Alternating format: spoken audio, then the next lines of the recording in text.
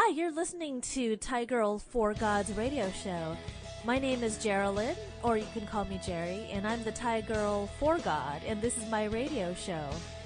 What I do is I discuss interesting, informative, and relevant topics from a Christian standpoint. And I also interview wonderful guests who talk about their expertise, also from a faith-based Christian standpoint. I hope you enjoyed listening to the show. Hi, you're listening to the Thai Girl for God radio show. I'm introducing Sean Paul Murphy. He's an award-winning screenwriter and author. He has written 14 produced feature films, including many faith-based favorites. Most recently, his memoirs were published by Touchpoint Press, which is called The Promise, or The Pros and Cons of Talking with God. Sean, is it okay if I say a prayer? Go right ahead. Okay. Father God, thank you, Lord, so much for introducing Sean Paul Murphy and I, Lord God, to each other, Lord. And thank you, Lord, that he is interactive with his watching audience, Lord. Thank you, Lord, that you have filled his heart and mind with creativity and talent and opportunity, Lord, to bless everybody with his movies and his abilities and such. Lord, I pray that you'd fill our hearts and minds with your spirit, with your peace and wisdom, and help us, Lord, to discuss what you want us to talk about, Lord, that would enlighten our listening audience, Lord, saved as well as people that are not Christian, Lord, yet, Father.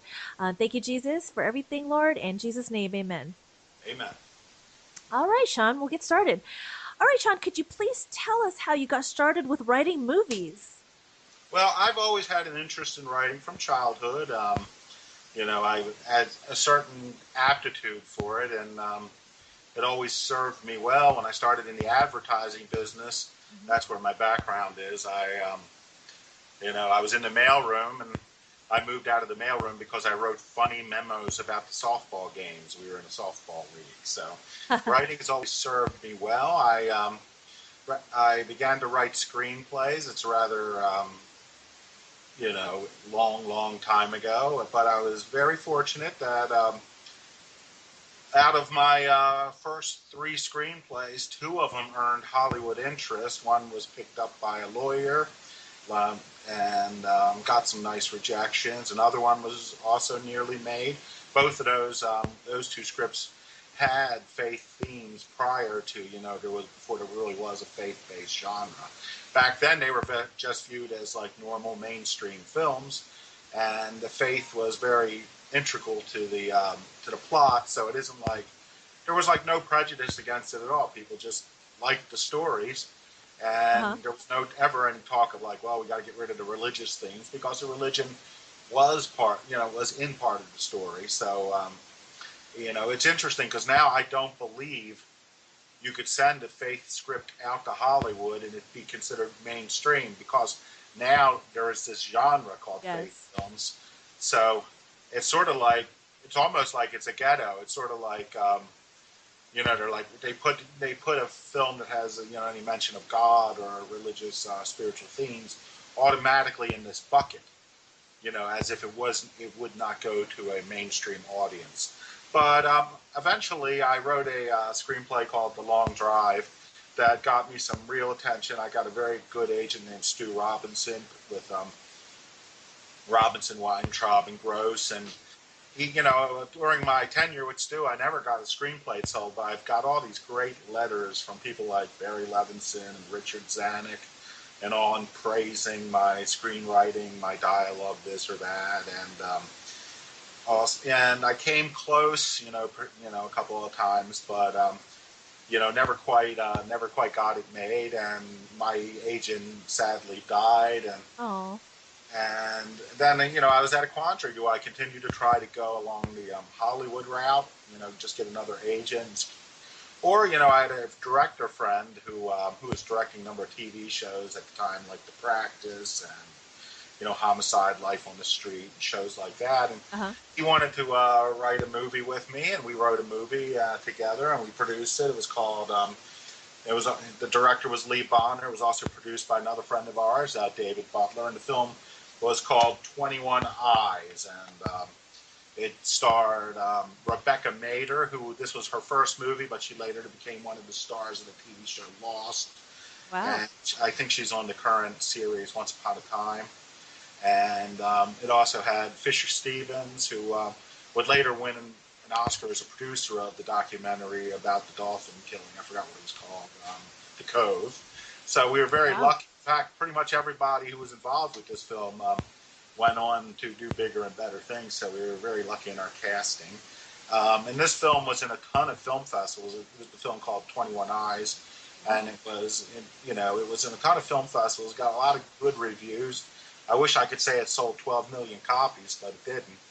But it was very, in one way, in some ways, it was a very fulfilling experience. But it was also disillusioning because I'd already been involved in, as an editor, as a film editor on a number of features, and it's just a rigged game with the distributors who essentially, make all the money, and you Uh-huh. can't trust their honesty at all. So in a sense, I was frustrated by the lack of profit, essentially, from 21 Eyes. And it was just very disillusioning because I knew if we had marketed that film ourselves and sold as many copies as it did, our investors would be made whole. And my view is if you're going to bring investors into a motion picture, it's the goal to make them money because Sure. otherwise you don't get to make more movies. But it's very difficult, Absolutely. So I decided, in a sense, I went back to my roots. I was like, I wanted to produce a film that I could produce myself and market myself without a distributor. Just raise some additional money to market it. And this was around the time, right after The Passion. Uh-huh. And what was it? And I decided to go write a faith-based film called what was it called? I, John. And Wow. I don't know if you're familiar with the passage in the Gospel of John where John is following behind Peter after the resurrection, is following behind Jesus and Peter, and it's where Jesus tells Peter to feed my sheep. Peter, do you love me? Feed my sheep. Do you love me? Feed my sheep. Yes. And Peter turns to John and says, "Well, what about him, Lord?" And Jesus says, "Well, if it is my desire for him to stay until I return, you know, that won't be. But you have to do your thing." Essentially, Jesus said. So, I, John, was essentially about what if John were still alive, still walking among us, waiting the return of Christ, and it's and that was the story, Wow. and so I was going to produce that myself, but before I did so, I decided I was going to just go and see a bunch of faith-based films. So I, went to my local Blockbuster. Remember when there were Blockbusters? It seems so long ago. And I pulled out like every faith-based film I could find, and I discovered, and a lot of them I thought were just, sermons, dressed up sermons. Which is fine, if you're going to watch that on TV, a sermon. But Right. I was thinking, a spoonful of sugar can help make the medicine go down. So, and then I saw a couple films. I believe it was like, oh gosh, Sixth and Mark Unleashed, Yes. and what was the other one? Moment After, and what was the other one? Mercy Streets. That a couple of them had Kevin Downs and David A.R. White involved, and Uh-huh. I thought, well, these guys are like trying to make movies that are like, have a good message, and they're attempting to entertain and, give a message in the context of a story. So I just wanted to contact them to see what they thought of the script. So I found Bobby Downs' email address, and I sent him an email, describing my script and wanted to know if he wanted to read it. Well, I didn't get a response from Bobby. I got a response from this guy named David, and all he said was, "Hey, send me your script," Uh-huh. which was bad because at the time I was sending that, I was also pitching a horror movie, Oh, a really? secular horror movie. So I'm like, I just sent out a bunch of letters on that, and since I didn't send either letter to a guy named David, I had no idea what script he was asking about. And I thought, well, if it's the guy who wants the Christian script, he's not going to be, he may not be as interested in me if he knows I write secular horror films as well. So, But eventually I worked it out, and he read the script, and it was indeed the master of stage, screen, producer, director, the ultimate hyphenate, David A.R. White. And he read the script, and he called me a couple days later and told me how much he liked the script. And at this point, he is starting a new production company with Kevin and Bobby Downs called, I think, Signal Rock. I think that was it. And I said, so would you like to do this movie? And he said, no, Kevin and I like to do movies that we can star in. Uh-huh. So there weren't two roles for like 30-something guys in the film. So that was a non-starter with them. And he said, but what I would like you to do, if you're interested, is we liked what we liked about your script was it had a sense of humor. And he goes, because Christian films tend to be way too serious. Yes. So he said, what we would like to do is a Christian big chill movie. That essentially an ensemble piece that's a comedy with roles for Kevin and I in the movie. And I'm like, that's good. And I said, well, comedy, my experiences with comedy as a freelance writer had never been good. I consider myself pretty funny, and I can write comedy, but, I don't like to send out comedy because everybody's taste in humor is different. Right. And I like writing comedy with somebody else. It's good to, sit there and bounce jokes off each other and build on each other's stuff. So I said, hey, would you mind if I brought a friend in with this? Before this, I had pretty much, mostly, I've collaborated before, but David's like, I don't care. And I said, well, I want to call my friend Tim Radishak. I always called him the Woody Allen of Baltimore, but, the good kind of Woody Allen that, like, wouldn't date his stepdaughter. And David said, it's okay, as long as I only deal with you, because I guess he didn't want to have too many people. And I called Tim, and he was already in bed, and I'm like, Tim, you want to write this movie for me? It's a real paid Hollywood assignment. And he's like, well, let me think about it. And I'm like, okay, you have 5 minutes. So, because David wanted an answer whether we were going to go forward on the project. So, we did go forward, and Tim said yes, and that began, making the films with PureFlix. And that first film, it's interesting, from the time we started writing it till the time we were finished writing it, the film company had changed. It became PureFlix. Prior, it was Signal Rock, or Eagle Rock, I think. It was Eagle Rock, and became PureFlix, and Kevin and Bobby Downs were no longer involved. They had parted with Dave White, and Dave White had teamed up with Russ Wolf and Michael Scott. And this first film they made, Hidden Secrets, was the first film they made, but it wasn't the first released. They went with The Wager, which was their second film, the one starring the country singer Randy Travis. Uh-huh.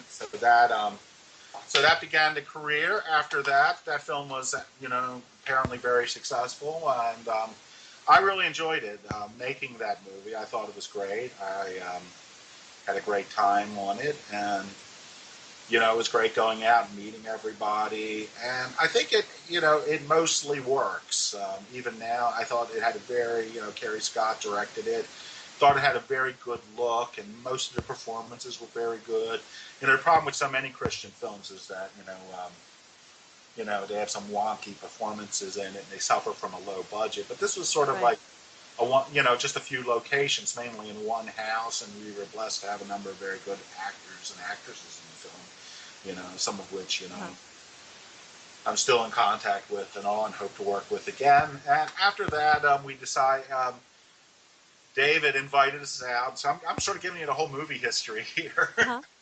Great. And the next film was Holy Man Undercover, which was based on a one-man show that David was performing at churches, to make pocket change, because the movie business isn't always steady income. And so he was doing the show at a church in New Jersey, and he invited Tim and I up, and I said, Tim, this is just not a get together. He's going to want us to do a screen version of it, and sure enough, he did.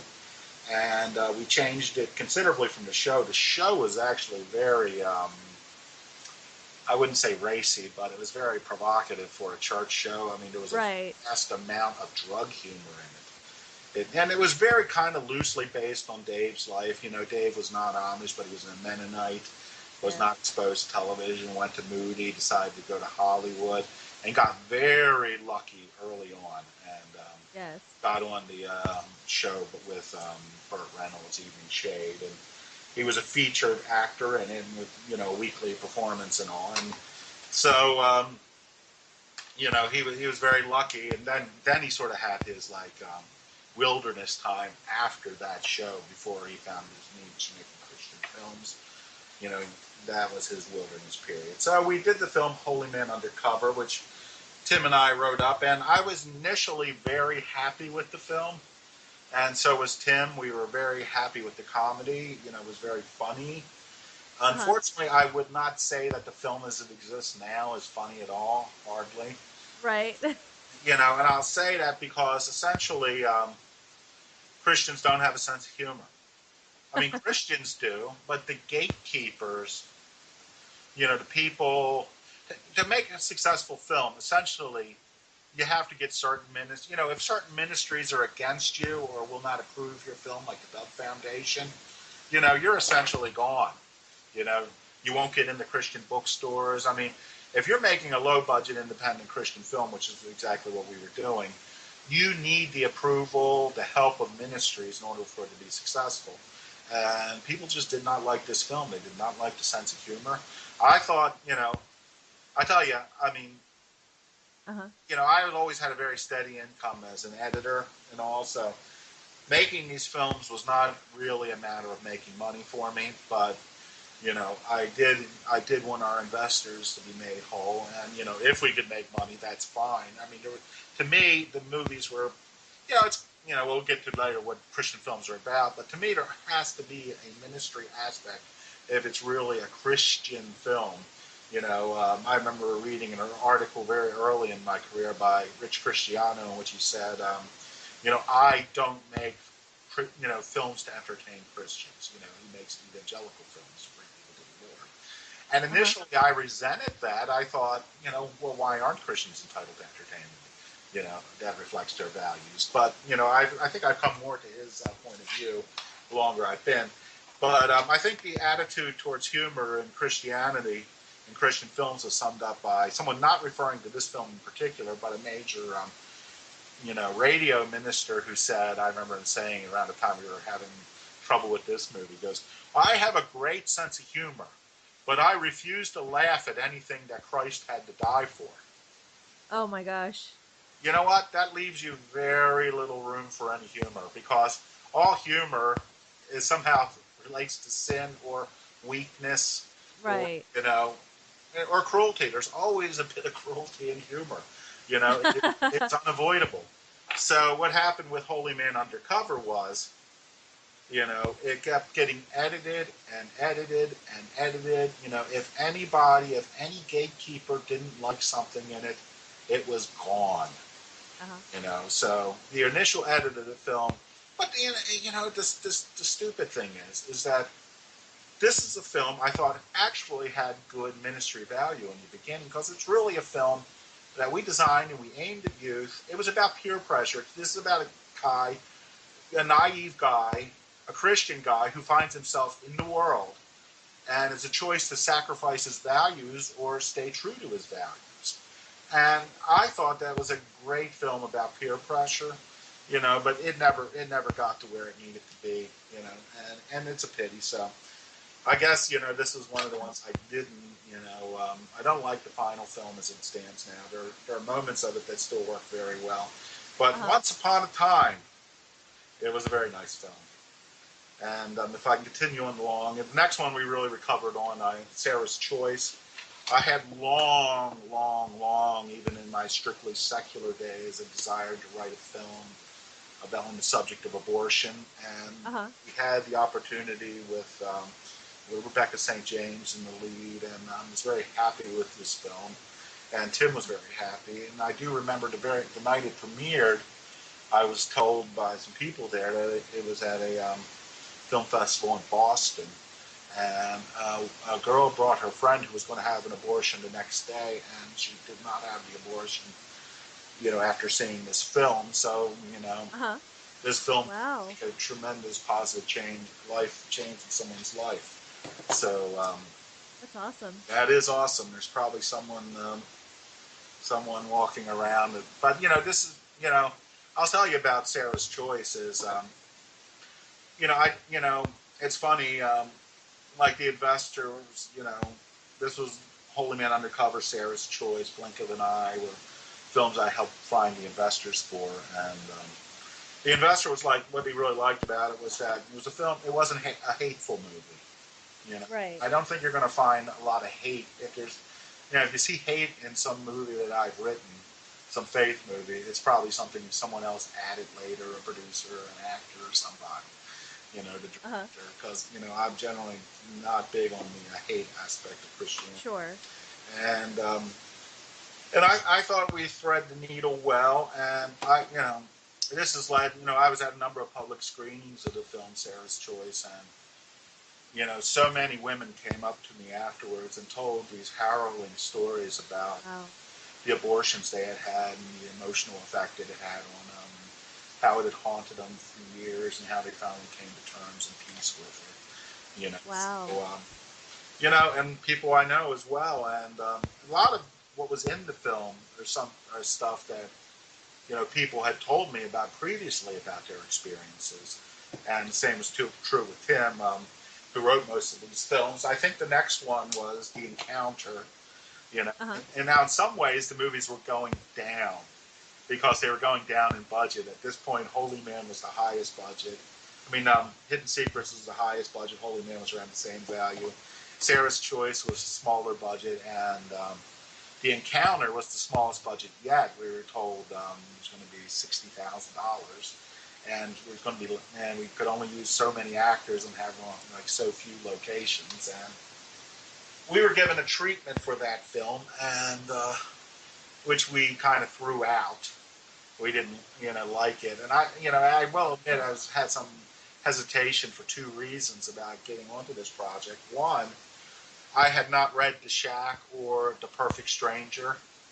I saw maybe like 3 minutes of The Perfect Stranger. I'm not sure if you're familiar with that. It's another faith-based film where Jesus, invites someone out to dinner and they talk. And I did not want to see it. But to me, Uh-huh. you know, a lot of the films with Pure Flix would always start out as they'd want to make a secular version of some other movie, like Uh-huh. Hidden Secrets was a secular version of what was that? The Big Chill, and what was that one they made with Kevin Sorbo? Was a secular version of The Family Guy. You know, What if? What if? What If? Yeah, I mean, David wanted to do that. I mean, after we finished Hidden Secrets or something, he was sort of like, I want to do a Christian version of Family Man. And Tim and I would just roll our eyes because we would prefer not to do, Christian versions of secular films. That's Uh-huh. not, not our goal. It wasn't like we wanted to redo Nicolas Cage films the rest of our lives. So that was not our goal. And eventually, that was written by some other folks who, did a nice job, but it wasn't us. And so The Encounter, it was, to me, it was like, oh, it's bad enough we're doing Christian versions of secular films, and now we're going to do a Christian version of a Christian film. There's sort of like a "thou shalt not steal" involved. So I did keep away from watching Perfect Stranger or reading The Shack, and so we did it. And the other intimidating thing was actually to write words of Jesus. You know, that's a very intimidating thing, and I, you know, Uh-huh. put words in Jesus' mouth, and the original treatment was very detailed, and they had like all these Bible quotes, throughout the treatment, and it was like, really? I mean, it's sort of like, I don't think if we saw Jesus walking down the street, he'd be saying, "Hey, Sean, how are you doing?" "Well, I'm having a problem." "Well, as I said in Matthew 24:8, now I don't think Jesus would like go around quoting himself. I mean, that'd be a little more Right. pretentious. I think he'd hit us more on our conversationally. So that's what we Right. did, and I got to say that film was a real blessing. I mean, to me, it's sort of the high point of my career. I will say that in faith-based films, it was all downhill since then. But it was I made films that maybe made more money. I don't know, but the effect that this film had on people's lives has been amazing. Um, Once again, this premiered at a film festival in Boston where they had altar calls after the film, and literally, because I counted them, 200 people came down to accept the Lord after seeing this film at its premiere. Wow. It was really amazing. And you could just go through the user comments on, like Netflix or Amazon, and you could see the impact that this film is having on people and really meeting them at their needs. I mean, it's just really amazing. Awesome. So it was definitely a career high point, and in the sense of Christian film, I don't think I'll surpass it. And I'm happy not to. I'm glad that film was continues to have the impact on people's lives, and people found it too, because there was no publicity when the film was released. They did nothing. But people started watching it. I was so disappointed because the impact it had on at the film festival was amazing, and I thought, this is really going to reach people. And then, the release date comes, and I get my copies of the film, and there's not even any reviews on Christian web pages about it. I'm like, you didn't even send out review copies, but people found it on Netflix and started watching it, and word of mouth, and it ended up being on Amazon in the top 10 in its category for like 3 years. So Wow. it has been a really great, amazing experience. And Awesome. the next film was Run On. Now, this is an odd hybrid of a film. It was a sort of, I don't know if you saw it, as a stand-up comedy. I did. And starred I did. David A.R. White, Brad Stein, and Tommy Blaze. Now, I don't know whether to say this is the next film or a Marriage Retreat, but my work on Run On was done prior to the creation of Marriage Retreat. So basically, after we had done Holy Man Undercover, David needed a new one-man show to try to get around. And we went through a couple, and he wanted Tim and I to write one for him, which we did. We wrote a couple of them, all basically based on his life. And there's a certain cynicism in this business. Like, one of the reasons is Run On was made strictly for one purpose, and that was to promote David's one-man show. And when he was writing this, David was very anxious to get with the agent, a booking agent who handled Brad Stein, because Brad Stein, the comedian, got a lot of bookings with major churches and ministries like Promise Keepers and all. And Dave wanted to follow in that footstep. So, that's why you get Brad Stein in like Sarah's Choice. What's the best way to endear yourself as to an agent is to hire his clients. So it was sort of like, David, this was a way for David to get in with, I think the agent's name at the time was, well, I'm not going to give names. And Brad, Brad and Tommy both were established comedians, and, Brad more so than Tommy. And they made this film, and it was sort of like, hey, you appear on this with us, our fans will buy this, and it will help your booking. So that's how Run On came into being. And it was an interesting concept. You got part one of the film was, sort of like the fall from grace, and it's like David's true story. But one thing I never liked was that, Dave essentially, if you know the film language, Dave has the exposition of the film. And then Tommy's sort of like the turning point back, and Brad is the life triumphant. But, Dave has the burden of carrying the story through his story, and as a result, Tommy had rewritten the one-man show, and, in order to get the details in time, cut a lot of, you hear a lot of setups, but some of the jokes are missing. So, no screenwriter is ever going to talk about his film and say that they all turned out right.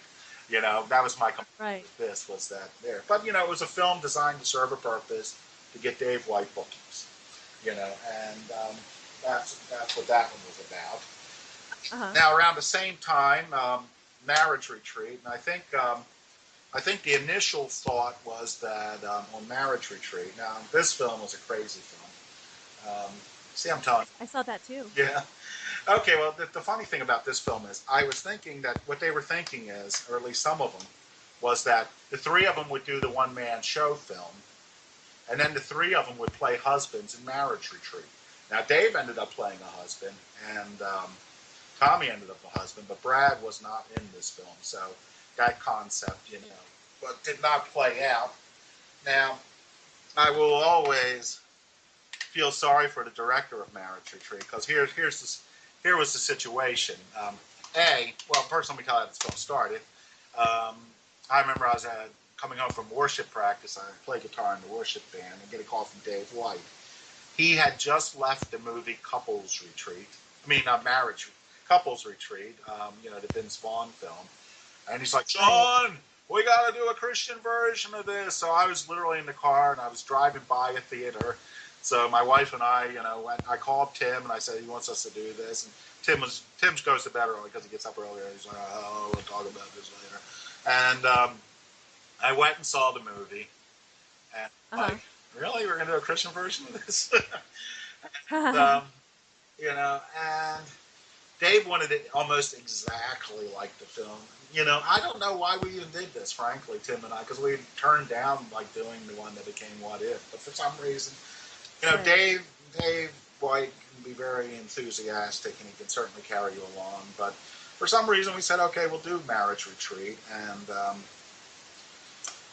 But here, why I always feel sorry for the director. So, this is not his real name on the film. He removed his name. And I won't say who he is, but he's also known that to be in the film business. So you got Dave White. He plays one couple, him and his wife. They're both producers of the film. Okay, you got Anna Zawinski and her real-life husband. So that's why they couldn't have the three. Anna Zawinski brought in money to the film. She was a producer and brought in money. So she and her husband, this was a project for both of them, an ensemble film. So Brad's out because he isn't bringing in any money. So, and then the final woman was also a producer of the film, who also, I believe, brought in some financing. And then Tommy came in. Now, this is where I sort of first met Tommy. So Tim and I wrote the script, and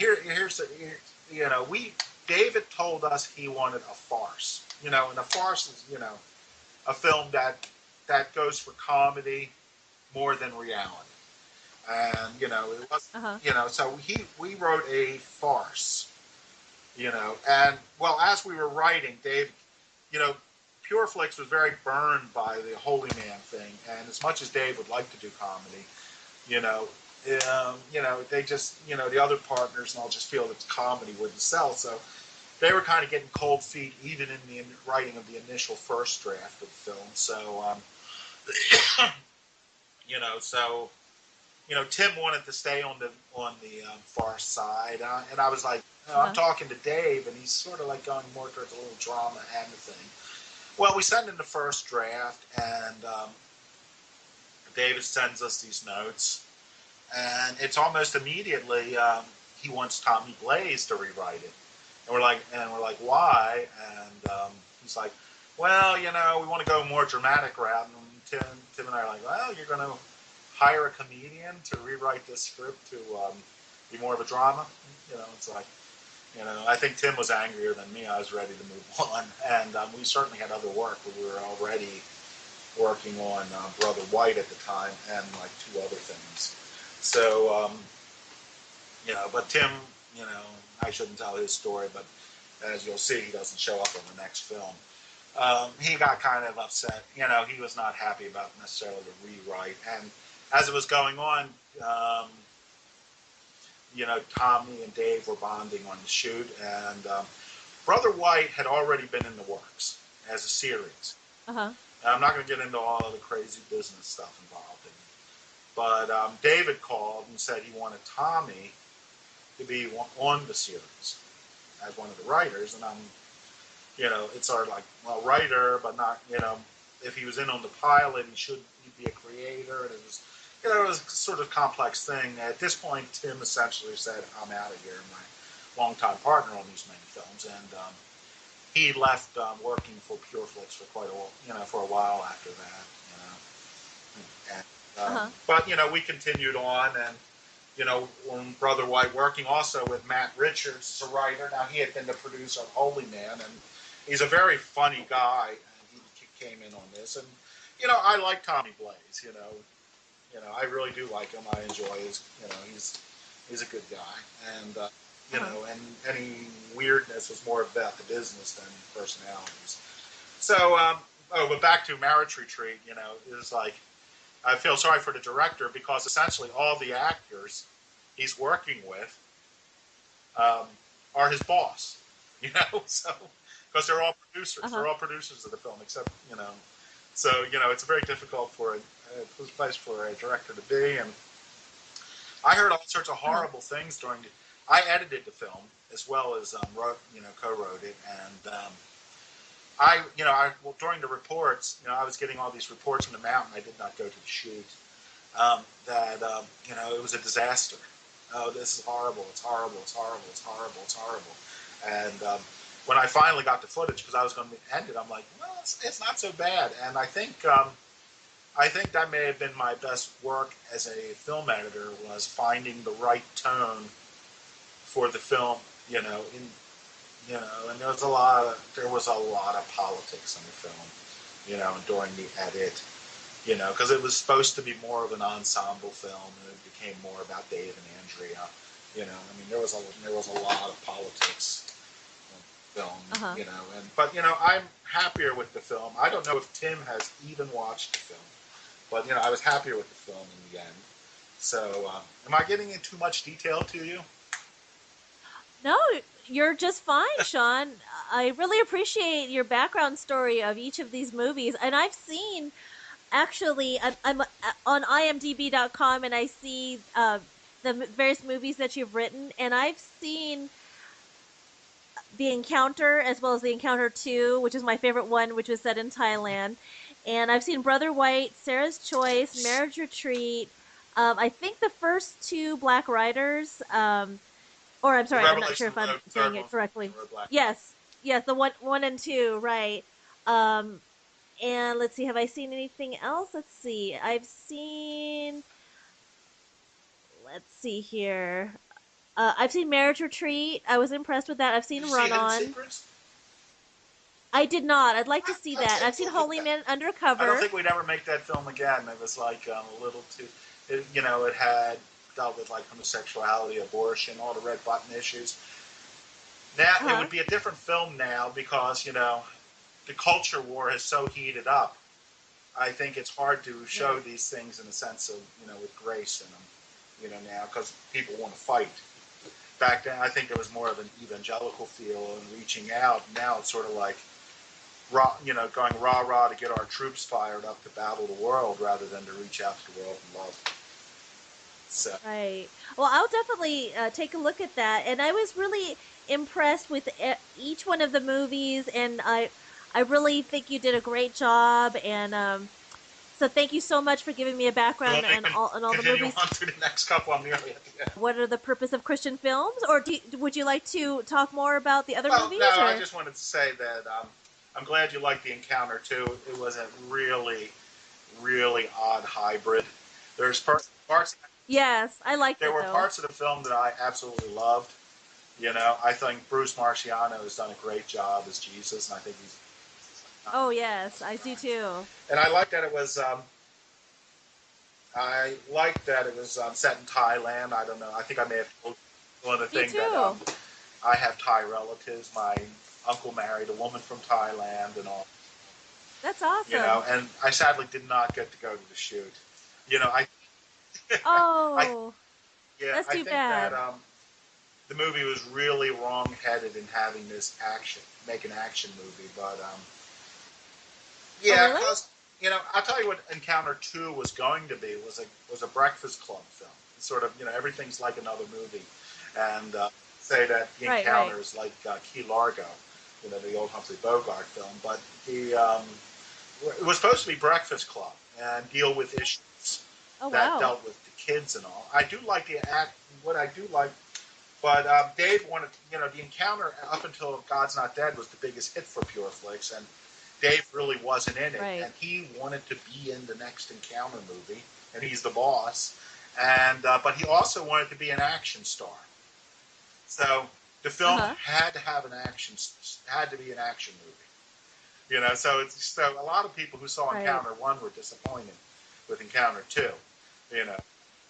Oh, But really? I tell you what, I do like that we dealt with some more serious issues that are often Sure. avoided, and I think there was a certain grittiness, and I liked the locations. There was a lot I liked about this movie, but Me too. ultimately there was some wrongheaded, and I think there's some great moments with Bruce and Robert Miano and some of the actors, and like Shelley Robertson talking about losing her son. I mean, I, Yes.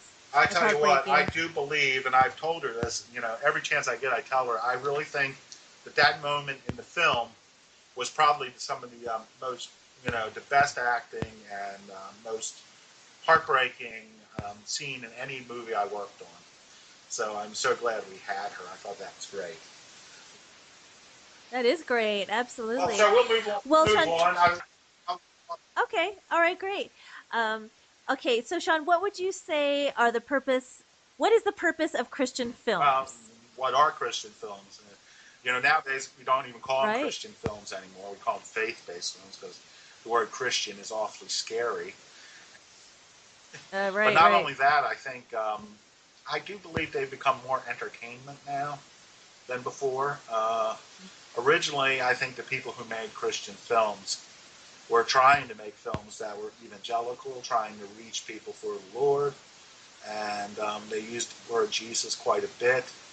Now I think they're just, and I think a lot of the faith-based films aren't necessarily, they don't use the Jesus word much, and even like I didn't notice it, but someone told me afterwards. I saw the Left Behind movie, the new one with Nicolas Cage, and apparently they Yes. didn't say Jesus once in the film. Here they are talking about the rapture and all this, and they don't even. No one even uses the J word, which is funny because that's a theme It's in interesting. Holy Man Undercover is using being cautious about using the J word The in the J word, So I right. think right now it's I'm not to disparage the motives of people, but I do believe it has become more of a business, and I think to a degree it's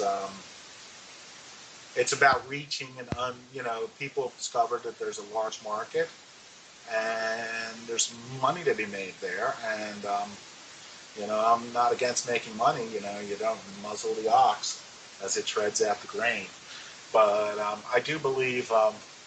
It's sort of like now everyone's trying to make stuff for streaming, and they're like setting up, streaming sites behind paywalls. And I'm like, don't tell people you're making films for evangelical purposes, and then make them exclusive content that they have to pay, a monthly fee to your website to get. Because how are the what unsafe person is going to like subscribe to a web page in order to watch Christian films? You know, So Uh-huh. I mean, and I think it's a mechanism to get films into the to get them into the theaters, and how to get the churches, and the marketing has gotten so much better. So but what are the purposes of these films? Are they? I said that quote earlier from Rich Cristiano that he wasn't making films to entertain Christians, and I was initially against that whole concept of it, but I think I've reached a point, and I've never stopped writing secular stuff as well either. I mean, I've written, I see. I haven't written many feature-length screenplays secular, mainly because I've been so busy working on the faith-based film, commissioned faith-based films. But I've done films that are like Emmy-winning films for like the FBI that run on like the Pentagon Channel. You know, I've written one of those and all. Wow, that's And great. so, I mean, it's not like I'm saying it has to be Christian or nothing, you know. But it's like, I guess my view is sort of like, if this is a Christian, if you're like selling this as a Christian film, then make it Christian, you know. I think, that's Right. just my attitude on it, if it, and there's nothing wrong with making films that are their only purpose, that have no evangelical purpose. There's nothing wrong with making them to entertain Christians. But, if you're making films for the church, and this is something that will never happen, is if you're making films for the church, then make it a film, films that turn a mirror towards the church. I mean, all Christian films, it's sort of like they're a pat on the back. It's sort of like look how evil the world is, and we're the church. We're better off. But if we're just making films for ourselves, why don't we deal with problems within the church, like racism? I mean, why are churches so segregated? Right. About divisiveness. Why do we divide ourselves over issues that are, small theological issues that are unimportant to the overall, Great Commission? And why, and judgmentalism and things like that. Things that, divide churches and also, divide us from the world in an ugly way rather than, we are not the world and we shouldn't be the world. But let us draw people towards us. And let us be light and salt. Right. Right. You know, so Absolutely. I don't know where Amen. Christian films are going. I think in the business wise, the old way of making independent films and releasing them on DVD is dead. DVD sales are over. Right. Everyone's going, go big or go home. So everybody's getting them into the theaters, and you see a lot of newspaper articles about how successful these films are, and some of them are, but most of them aren't. They're the big hits, and then there are a lot of films that actually lose money. So it's a real mechanism to get them to make money. You really have to get people in churches out to see them. It takes time, and you got to ask yourself how many times is a pastor going to buy a theater for his a year? Is a pastor going to buy a theater for his congregation to go out and see a movie? You know, Right. Right. Absolutely. Well, Sean, could you please share your brief well, testimony with us? I guess I was born and raised in Baltimore, Maryland, a child of the '60s. By that I mean I wasn't having fun in the '60s as a kid. I was having kid fun. And I was raised in a Catholic family, and a part of me will always be Catholic.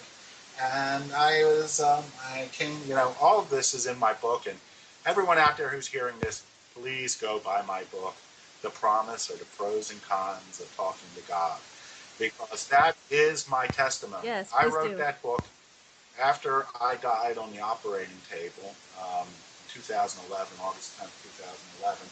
And I realized I had never, Catholics aren't like Baptists. We don't always go around telling our testimony. I mean, our view is, was always, we'll come to church, we let the priest do all the heavy lifting.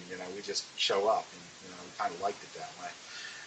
And I became more, I had a kind of profound born again experience in 1977, and in which also, Uh-huh. I heard the voice of the Lord, and He guided me in many ways, and that's what my book is about, is my response to the call of the Lord, and Great. and there are pros and cons of talking to God, because God is always going Yes. to take you places you don't necessarily want to go, and He's going to obedience as well.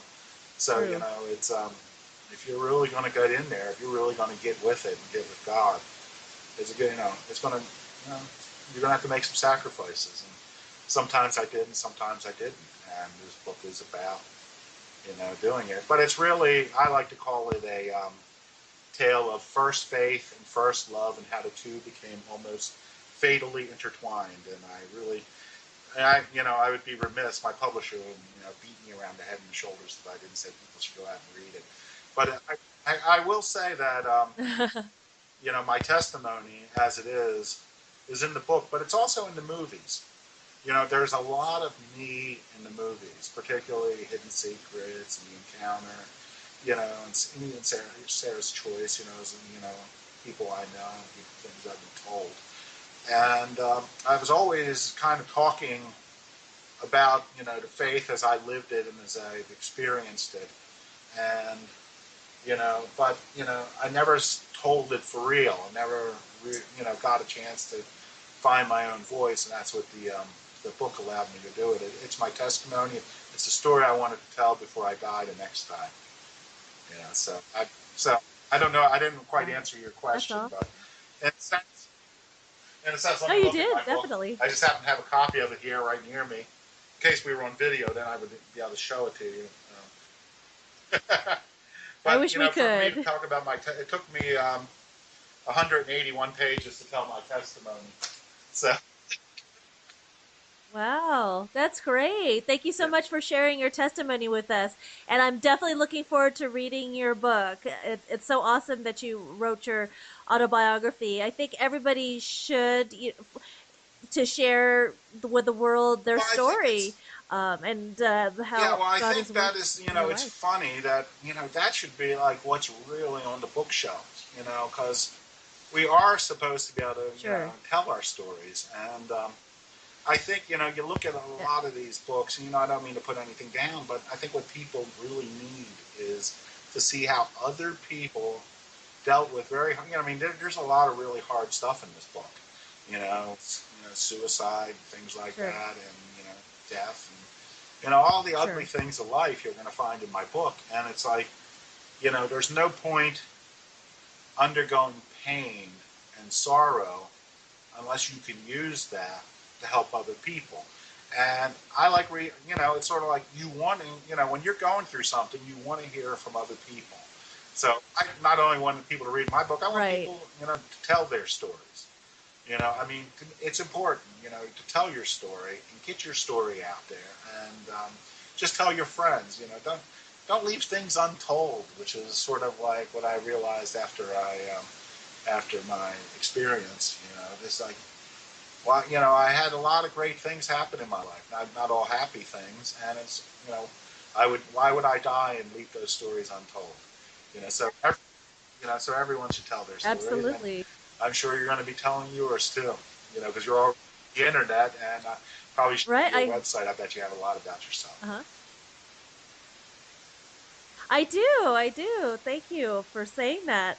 I try to share my story through my blog as well as, um, on my radio show and such. And it was quite the emotional experience for sure. And thank you so much for sharing your testimony with us in audio form as well as in book form. That's awesome. Sean, how do you deal with the negative people out there in the Christian as well as non-Christian community that just are naysayers about any Well, type of most of them Christian are movie right. out there? Well, I tell you,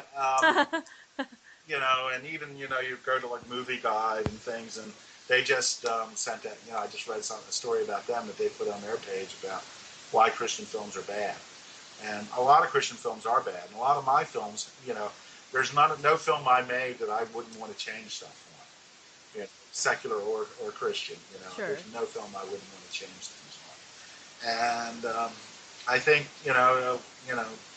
I don't like to blame the budget because there are a lot of great filmmakers from the 80s and 90s who made great films on low budgets. I think the problem is that we Christians, or in the Christian audience, the core audience judges films based solely on the message of the film and not necessarily the quality. So filmmakers don't see the need Right. to learn their craft because they know they can get by on good intentions and a good message. So a lot of our films suffer for that reason. And I have a blog and I put the reviews down, and on my along the side are the reviews, and it's good reviews and it's bad reviews because my view is if the New York Times, and the New York Times never reviewed one of my faith-based films, but if they wrote a bad review about it, I think Christians would look at it as the New York Times and still want to see the film, even if the review was bad. And I've written blogs, Right. discussing bad reviews and giving the reviewers credit for picking out, it's sort of like, if it's something's bad in a movie, I have no problem with someone pointing it out. I learn from reviews, and I'm not one of, you hear these people say, oh, I never read reviews. I read every review. I read every review and I read every user comment, and some of them are right and some of them are wrong and Great. some of them are good and some of them are bad. So, and the secular bad ones don't bother me. But what really is surprising to me as a Christian filmmaker is the vicious attacks you get from people in the faith. You sort of expect, atheists and people who Right. are hostile to God to hate your movie. You got to expect that. You got to maybe take some pride in it. But, it's sort of, the picayune. It's like so many people have like an issue. Like, I mean, I remember reading some comments about like Hidden Secrets. It's where a character who in our film is Jewish reads a passage from Isaiah, and they criticize the film for not having a guy read it from the King James Bible. You know, it's like, well, why would a Jewish character have grown up reading the King James Bible? It doesn't make any sense. And you're going to tear down the film because of that, you know? And, you know, you know, Tim and I called them the haters. And, you know, and we were like, oh, we can't, you know, wait till the haters get a hold of this movie. And it's, you know, and it's not just the little films, it's not just our films, it's the big films. You know, everyone has a, you know, I mean, Sarah's Choice was criticized a great deal for the fact that she was having dreams like dreams and visions. And because there's a lot of people that believe that, you know, God no longer communicates with people except through the Bible, you know, as cessationists. And they're very hostile to the film.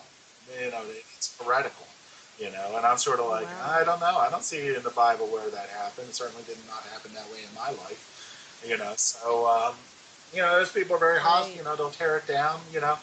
You know, it doesn't matter to them whether this film is helping people in their lives and maybe helping people decide to you know, to save their child, to have their child. You know, they would rather destroy the film that's helping people and saving lives because they have a theological dispute on it, you know, and that's, you know, to some degree, you know, a lot of people are hostile to the encounter movies because they're like, the Bible says Jesus will not return until the second coming, and this is not the second coming. This movie is heretical, you know.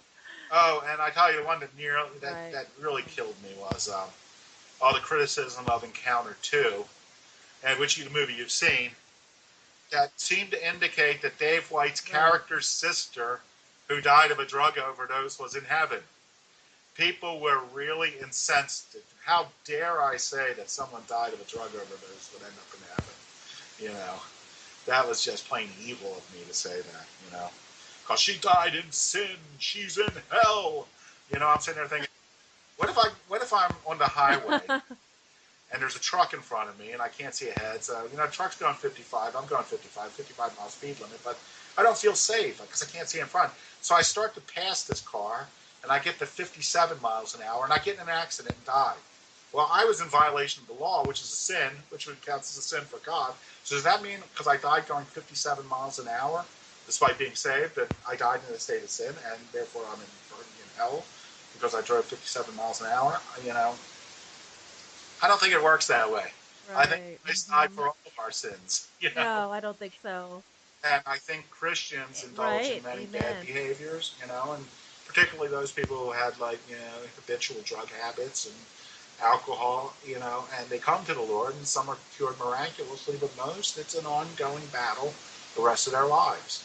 So, you know, I just think it was, you know, really hateful, that the criticism of that film on that subject, you know, and it's very disillusioning. You sort of read this, and it's sort of like, why am I doing this, you know?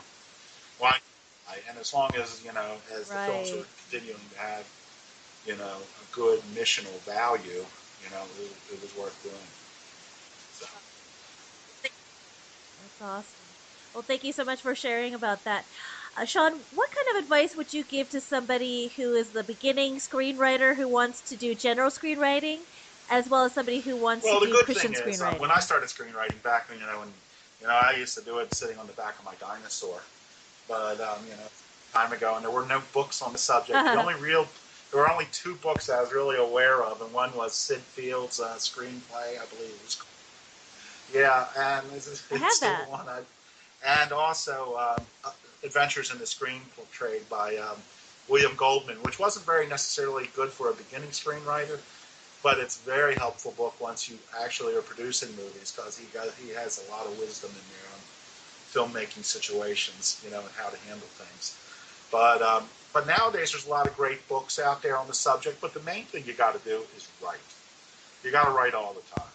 And go to all the movies. You know, go to movies, watch movies. You know, my partner Tim would always tell people also to read books.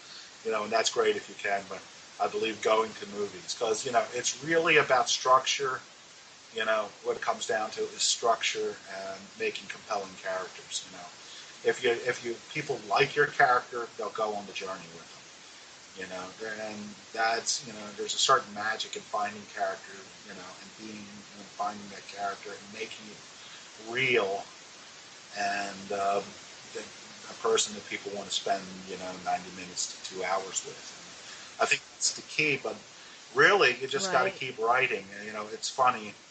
I heard this from a couple different people out there recently at a screenwriting conference, Christian Film Festival. I did a screenwriting seminar, and people would say, God wants me to write this story, and I will say that, and then they were kind of dismayed because they didn't, it wasn't getting made into a film. And I would say, God probably wanted you to write that screenplay, but that doesn't mean it's going to be made into a movie, and because basically, if you Right. read my thing, you'll see that I was a miraculous course of events that caused me to write my. The hand of God was very much in me writing my first screenplay. Very much, a miracle in a sense. And but that screenplay was never, the Lord definitely wanted me to write it. It's never been made, and neither were the next 10 screenplays. One or two might be made later, but you know, the thing is, if you're saying, and this is going to advice for Christian screenwriters, you know, if you're, you got to, the Lord, just because the Lord wants you to do something, doesn't mean, you just throw some words down on paper and it's good. The Lord, there's Right. my second favorite quote from David A.R. White was once I was with him and somebody told him he wanted to be a Christian screenwriter. What should he do? And he says, well, the first thing you got to do is become a good screenwriter. Because if you're going to do something for the Lord, you got to Right. do it the best you can. That's my second favorite quote. And I think that Right. is true. And I think the business suffers because a lot of people have a vision of making films of the real desire, and they don't take the time to learn the craft. And I spent years, writing scripts, and I was blessed that my scripts were receiving good attention, and I had a real Hollywood agent and all. But they still weren't being made, and it was a process I had to go through to hone my craft in order to make the films that I did make, which were oftentimes very difficult Right. because literally, like Sarah's Choice, we had 3 weeks to write that film from giving the idea to when we needed to get it done to get casting before Christmas, the year before it was made. Because they were going to shoot in January, we had to have the script done. And to have that script done in that amount of time, was not something either Tim or I could have done, 10 years earlier. But it took a lot. You know, Sure. it's a craft like anything else, and you don't say, well, I'm going to be a minister without taking time to study the Bible. So you really, if this Right. is your mission, you feel you're being called to do it, read the books and just keep writing, and, even in the secular world, like John Hughes, who did like 16 Candles and all those films, apparently it was 25 scripts before he got the first one produced. He wrote 25 scripts. Every one he did after that got produced. Wow. But, it takes, even for a skilled writer like him, it takes time. And, so keep writing. Sure. And here, people don't talk, you've got to keep marketing yourself. You've got to find who is making these films, that you're writing, and try to get the scripts to them, and most people, it takes some difficulty to get through to them, Sure. and, but you got Right. to do it, and, but, don't ever send out a first draft is my other advice, What I used to do when I was a news screenwriter, I would finish a script and I would put it away. And I would write another script before I would go back to the first one and rewrite it. And I did that because, when you write a script, Huh. you're in love with it. You're thinking it's the best thing in the world. And I would write a new script and give myself a new love before I go back and look at the old one, because then I could see the flaws. I needed that distance, that emotional distance. And I think, too many people are sending out scripts that are essentially first drafts, and they can't see the flaws. And one of the things is to find some friends who are knowledgeable in this business, who will read your script and be, deadly blunt with you. So anyone who asks me to read their script, Right. you know, expect a beating. Because that's what I would, I have Right. one friend in Sure. particular who was, was brutal with me, kind but brutal, and that person really helped me hone my craft, as did other people. Have somebody read it and say, hey, I liked it. That's great. You should move on with it. That's not helpful. So those are my Right. words of Sure. advice. Okay, great. Well, thank you so much for your words of wisdom for the beginning screenwriter. I would have loved to be a successful screenwriter, but first I actually need to write one. I started writing one because I had taken a couple of classes at Liberty University, but it was intro to screenwriting. But I unfortunately didn't get a chance to, What were they write going the to make you write at entire Liberty? An script entire because feature, a short, or what?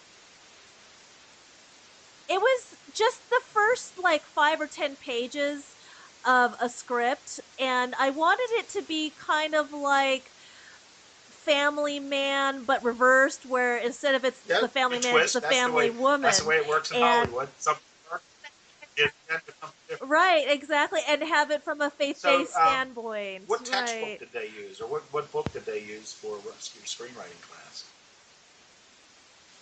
It was Sid Field's book, and then Uh, there was like two other books besides that. So there was Intro to Screenwriting, and then there was Theology in Cinema, and then it was definitely that book, and then there was another book that was a little bit more informal, and it was a little bit easier to read, and I forget the name of the author, does it but save the there was a lot of cat? practical advice in it. I don't remember. I think it was written by an African American man, but Uh, that was good too. And ironically, the year or the semester I was taking that class, I believe Sid Field actually passed away. Ironically, in the same semester that I was in that intro to screenwriting class. But it's just a matter of me actually just refreshing my this is back in 2013, refreshing my mind with the format and the principles and the story arc and the characters and things like that. So I would love to type out a first script and have somebody like you critique it. I mean, that would be a dream of mine come true. But well, of course I need to start writing, but I've seen so many movies and such, and I I have an tell you, idea, but I just one need to thing you actually got to do it. remember, and a lot of people build up too much, of writing a script, and it's just a matter. Just I really didn't have much instruction or anything at the time because there wasn't that much out there. Just it's just a matter of doing it.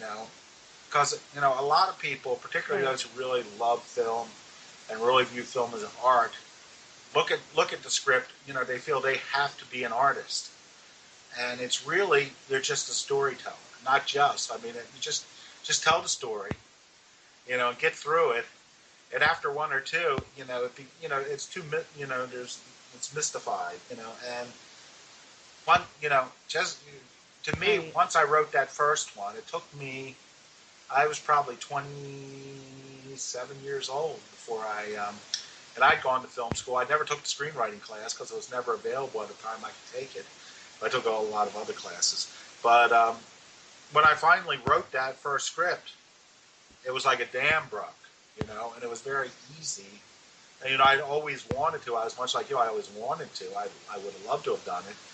But once I did that, I was writing, I could write 4 scripts a year, and still work a full-time job and have an active social life. And, it became very, very easy, and the scripts got better, you know. So, so, so all I Oh, can that's encourage you is great. just, That's just write awesome. that first one up and send it to me. I'll Okay, read it. great, great. I think what's is okay, awesome. What I think is kind of daunting to me is trying to get the format down.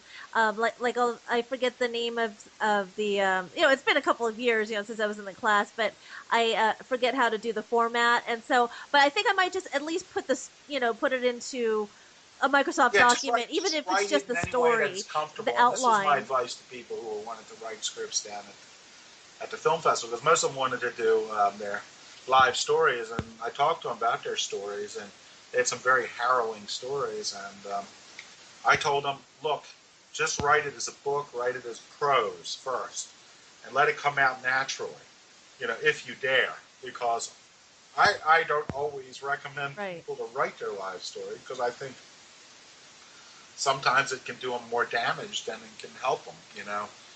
And like when I wrote my book, Right. it would definitely put me back into time for a while. And as I said, my wife had to endure Yes, it with the does. moods I went through while I was writing the book. But fortunately, I wrote it quickly, and the moods were. But also, I had to be concerned about, because it was a true story, how the people who were in the book would react to it when they read it. And certain people I know would not be pleased, and I did a great deal to change names and details and all, so it would not be identified. But Sure. and this is the thing I talked with other authors who wrote memoirs and various books that had subject matters that could break families apart.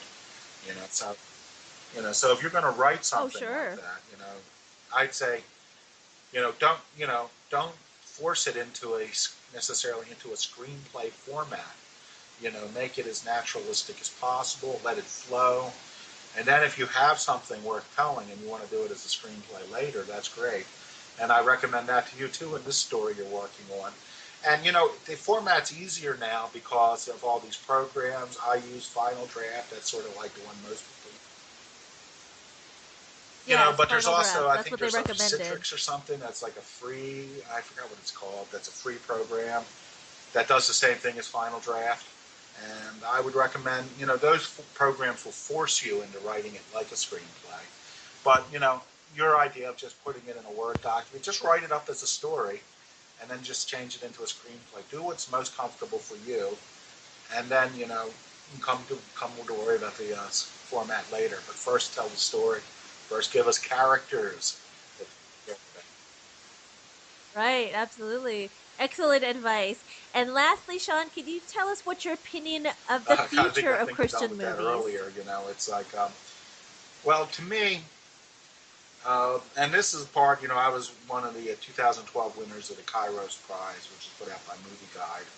I don't know if you're familiar with that organization, but they're trying to bring a Christian influence back into Hollywood, and their philosophy is a little different than most Great. Christian filmmakers. Most Christian filmmakers want just to make Christian films that reach a Christian audience, and Movie Guide's point of view is they want to make they want mainstream films to reflect Christian values. And one of the reasons why is that there aren't main Hollywood doesn't deal with Christian values or even spiritual values is that essentially Christians abandoned Hollywood. There were whole religions that like denominations that said don't go that didn't want people to even go to the movies. So obviously those denominations Mm, beliefs are not reflected in movies because they were Christians right. for through the 70s and beyond. Christians were the people that boycotted them. You know what I mean? So they're not going to Mm, they're just going to right. ignore us. So you got to ask yourself. It's a matter of culture and Christ and culture. I mean, are we as Christian filmmakers going to make films for ourselves? It's sort of like, have we given up on having Christ in the general culture? Are we going to give that up or just make films for ourselves? I mean, Hollywood now looks at Christian films as a little ghetto, and they know there's money there, but they don't, and they, we're like black exploitation films, essentially. I saw someone there was an article, Christploitation films, and is that what we Mm, are? Are we just going to make films for ourselves, or are we going to take our values out into the culture at large? And I think that's what Movie Guide is trying to do. And I'm kind of mixed. I personally believe that it's probably, you know, I don't think we should be inward looking. I think we should be outward looking. And I would recommend Christian filmmakers to write cop movies and sitcoms, and adventure films and thriller films and horror films, that right. are mainstream films, but that Right. still also reflect your worldview, a moral Christian worldview. Right. even if there's not, someone saying the sinner's prayer at the end. You know, because, are we going to hide Right. away in our own little cubby hole, or are we going to move out into the world and like try to have influence on society again? And I think Exactly. each Christian filmmaker is going to have to make that choice themselves. Each Christian artist, each Christian writer, singer, songwriter, photographer, is going to have to decide: who am I going to, where am I going to aim myself? Am I aimed at us, or am I aimed at them? And I think that is the question that needs to be answered. It's sort of like, are we just going to make quote unquote evangelical films and hide them behind Christian firewalls, for exclusive content? So Right. not that I Right. don't consider me a hypocrite if Absolutely. that's exactly if I end up doing something like that. Well, excellent advice, and thank you so very much for sharing your viewpoints and experiences and opinions and such about Christian as well as regular filmmaking, and I really appreciate your time uh, to interview with me and sharing with us all. And I hope that it does inspire the budding Christian or not screenwriter or just open people's eyes to Christian movies and just movies in general and such. I think that a lot of times, like you said, that people that are Christians, that they're still in the little salt shaker and they don't want to be salt and light. They want to stay behind, like you said, the Christian wall and just make Christian movies just for Christians. Whereas we should also make movies that have our worldview. That's an excellent Thanks. perspective. I think It's that's pretty it is a awesome. conflict. After you've done so many films that are just aimed at the Christian market, and they bring joy and comfort to people, but you got to ask yourself, there are Sure. other people out there too, so something I've been wrestling with quite a bit, Yes. Yes. and Absolutely. I believe I will make some more Christian entertainment. I'm about to sign a deal to do something, but you know. I'm also working on secular scripts too, which I hope will bring a consciousness of things as well. So we we will see. That's great. Great.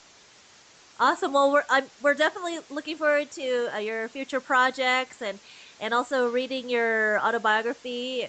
It's always enlightening to hear other people's stories, especially uh, from somebody as I don't know how accomplished as you accomplished I have been am. in the Christian You know, as well Tim as and I are. regular filmmaking. Tim and I would often laugh and say, people think, we're like, can you believe it? People think we're successful. I mean, we're just regular That's guys, funny. and we're very been blessed to have a little platform and to be able to do this sort of thing. But and I want to thank you for having me on, and I'm glad this finally came into being, and I'm anxious to see how it turns out, and Absolutely. hopefully I don't have too thick of a Baltimore accent. I think it's showing up now and then. So Oh, it's fine. It's just perfect. Well, awesome. Thank you so much for interviewing with me.